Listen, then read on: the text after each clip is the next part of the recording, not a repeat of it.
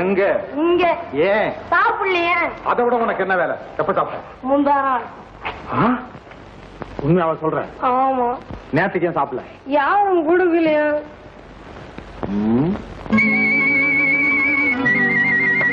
உன் தலைமுறையிலாவது எல்லாருக்கும் இந்த நல்ல புத்தி வரட்டும். ஏன் தண்ணி குடிச்சீங்க? ஹோட்டலுக்கு போன? ஹோட்டலுக்கே போனது இல்லையே. ஒரு தடவை கூட? அரை தடவை கூட போனது இல்ல. ஹோட்டலுக்கு போயிட்டியா? உள்ள போன வெளியே நின்று பார்த்திருக்கேன். இட்லி, வடை, போண்டா, சட்னி, சாம்பார் இதெல்லாம் பார்த்தா நாக்குல தண்ணி விழுது. காலம் மாறட்டும். நீயும் ஹோட்டலுக்குள்ள உட்காந்து ஜாம் ஜாம்னு சாப்பிட போற பாரு.